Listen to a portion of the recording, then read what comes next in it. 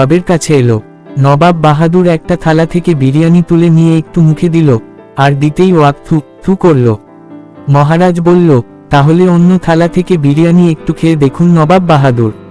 নবাব বাহাদুর তখন অন্য থালা থেকে বিরিয়ানি একটু চেখে দেখল, আর আবারও ওয়াক থু থু থু করে ফেলে দিল।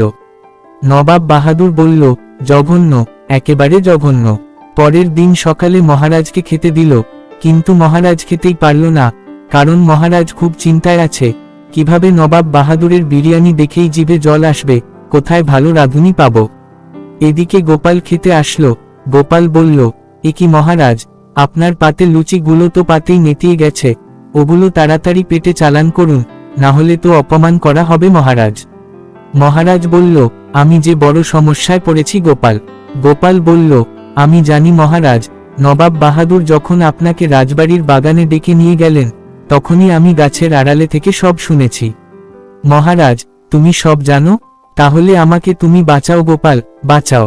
গোপাল বলল, সে আর বলতে, গোপাল থাকতে মহারাজ কৃষ্ণচন্দ্রের কোনো ক্ষতি হবেই না, কিন্তু তার আগে আমার পেটে দুটো দানা পানি দিতে হবে, না হলে বুদ্ধি খুলবে না মহারাজ। এদিকে রানীমা নিজের হাতেই গোপালের জন্য খাবার নিয়ে আসলো, আর গোপালকে খেতে দিল। রানীমা বলল, এই নাও গোপাল, যত ইচ্ছে খাও। তারপর গোপাল খাবার খেয়ে পেট ভর্তি করে বলল, নবাব বাহাদুরকে জব্দ করার বুদ্ধি পেয়ে গেছি মহারাজ।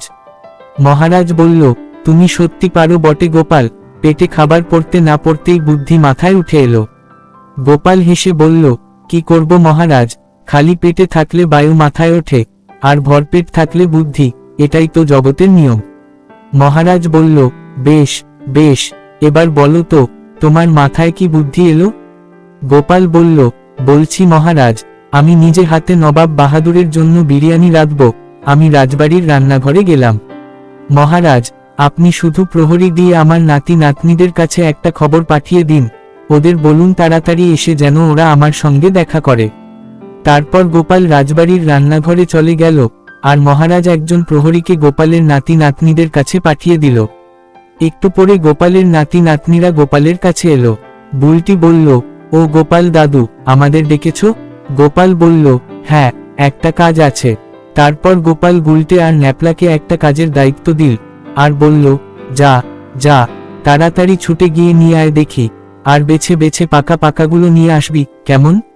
গুলটে বলল, আচ্ছা গোপাল দাদু। এই বলে গুলটে আর ন্যাপলা ছুটে গেল। এদিকে মহারাজ চিন্তা করছে, তাই নিজের কক্ষেই শুধু পায়চারি করেই যাচ্ছে।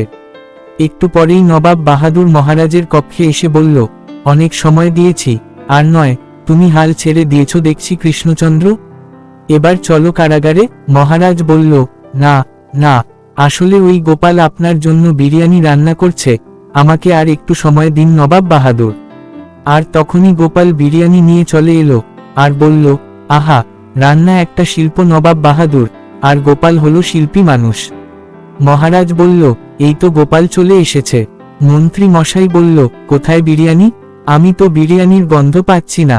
উজির বলল, মন্ত্রী তো ঠিকই বলেছে জাহাপনা, আমিও তো গন্ধ পাচ্ছি না।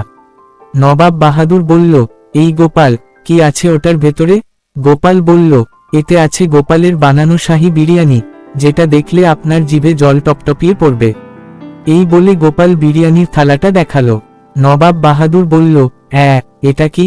গোপাল বলল, এটা হলো তেঁতুল বিরিয়ানি, পাকা পাকা টকটক তেঁতুল। এই কথা শুনতেই নবাব বাহাদুরের জিভে জল চলে এলো। নবাব বলল, আমার সঙ্গে মশকরা করা হচ্ছে?